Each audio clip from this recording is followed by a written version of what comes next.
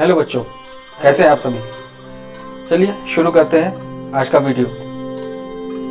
किधर चले, वीडियो देख रहे हैं। आज वीडियो नहीं है, आज छोटी छोटी लेकिन थोड़ी मोटी बातें कि पढ़ाई का हमारे लाइफ में क्या इंपॉर्टेंस है, इसको थोड़ा समझा जाए। अक्सर मैंने लोगों को कहते हुए सुना है और आप लोगों ने भी सुना होगा कि पढ़ाई करके क्या मिलेगा, पढ़ाई का हमारे लाइफ में क्या इंपॉर्टेंस है। अगर पढ़ाई का कोई लाइफ में इंपॉर्टेंस नहीं होता तो हम चंद्रमा पर नहीं पहुंचे होते और मंगल पर पानी की खोज नहीं कर रहे होते। ये दोनों हमारे लिए पॉसिबल हो पाया है जस्ट बिकॉज ऑफ स्टडीज़।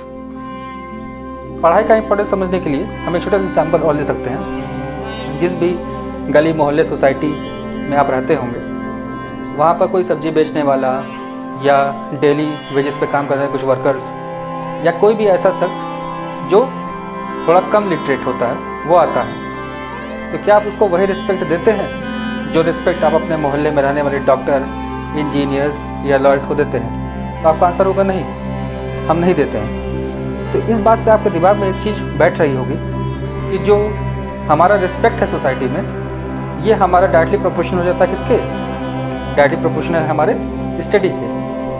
तो जितना ज़्यादा हम पढ़ेंगे उतना ही हमको सोसाइटी में रिस्पेक्ट मिलेगा। अब आप लोग के दिमाग में ये बात आएगी कि पढ़ाई में मन नहीं लगता, तो पढ़ाई न कर पाने का प्रॉब्लम सबके साथ है। ये सिर्फ आपकी प्रॉब्लम नहीं है, लगभग हर स्टूडेंट की होती है। हर स्टूडेंट का मन होता है खेलने का, फ़ोन चलाने का और दूसरे कई सारे काम करने का, लेकिन ये हमारे ऊपर है कि हम अपने स्टडीज़ को भी उतना ही इंपॉर्टेंस दें जितना बाकी कामों को देते हैं। इवन हमको पढ़ाई को ज़्यादा इंपॉर्टेंस देना चाहिए रादर देन अदर थिंग्स।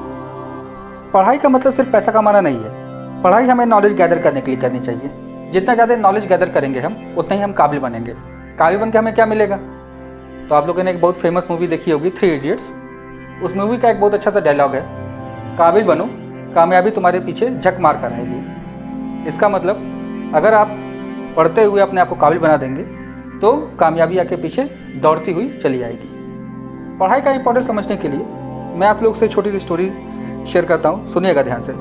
एक बार एक राजा के दरबार में चोरी हो गई। राजा ने सबको बोल दिया, जिसने भी चोरी की है उसे ढूंढ कर लाओ और जो हमको उस चोर का नाम बताएगा उसको इनाम दिया जाएगा। ये बात पूरे राज्य में फैल गई। बात कैसे फैलती है?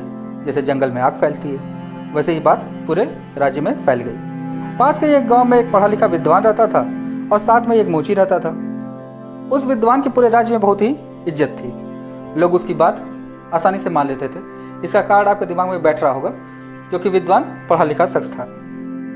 तो फिर एक दिन मोची राजा के पास जाकर बोला, महाराज, आपके राज्य में चोरी करने वाला कोई और नहीं बल्कि आपका सैनिक ही है। मोची की यह बात सुनकर राजा चौंक गए। उन्होंने सैनिक से पूछा। सैनिक बोला कि नहीं महाराज, मोची झूठ बोल रहा है। तो महाराज ने मोची की क्या की? बेइज्जती कर दी।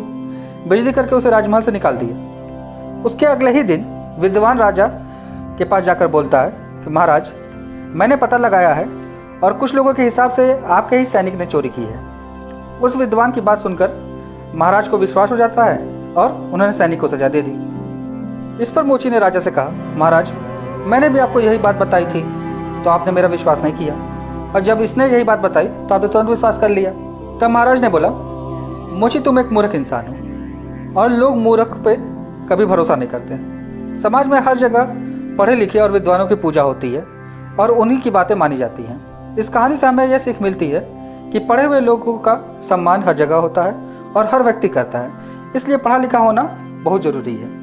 आजकल के बच्चों में सबसे ज़्यादा प्रॉब्लम डिस्ट्रैक्शन की है। भाई जैसे ही पढ़ने बैठे तुरंत मोबाइल में कहीं से नोटिफिकेशन आया, तुरंत मोबाइल पे स्क्रॉल करने लगे कि भाई देखिए किसका मैसेज आया है, थोड़ा मैसेज का रिप्लाई दे देते हैं। है कि नहीं आप लोग के साथ? बताइएगा कमेंट करके आप लोगों के साथ ऐसा होता है या नहीं। ये सारे डिस्ट्रैक्शन हमारी वजह से हैं। हम चाहें तो इन्हें ख़त्म कर सकते हैं। अगर आप सच में पढ़ना चाहते हैं तो अपने आप से एक वादा कीजिए। आप वादा कीजिए अपने आप से कि आप जब भी पढ़ने बैठेंगे तो अपना फ़ोन अपने पास नहीं रखेंगे, किसी रूम में अकेले बैठकर अपनी पढ़ाई करेंगे। ऐसा करने से आपको खुद लगेगा कि आपके मन में पढ़ाई के अलावा और कुछ नहीं आ रहा है और इससे आप अच्छा स्कोर कर सकते हैं। हिंदी का एक बहुत मशहूर कहावत है, खाली दिमाग शैतान का घर होता है। इसलिए हमेशा अपने आप को बिजी रखें और कुछ ना कुछ करते रहें। फालतू जगह दिमाग लगाने से अच्छा है अपना दिमाग किसी क्रिएटिव चीज़ में लगा, जैसे music, singing, dancing and many other things. इन्हीं बातों के साथ मैं अपने बॉडी को विराम देता हूँ। इस मोटिवेशनल सेशन के लिए बस इतना ही। मिलते हैं आपसे अगले मोटिवेशनल सेशन में। हमसे जुड़े रहने के लिए हमारे इस चैनल को सब्सक्राइब करें और बेल आइकन जरूर दबाएं ताकि हमारे सारे वीडियोस टाइम टू टाइम आपको मिलते रहें। तब तक के लिए good bye and best of luck for your studies.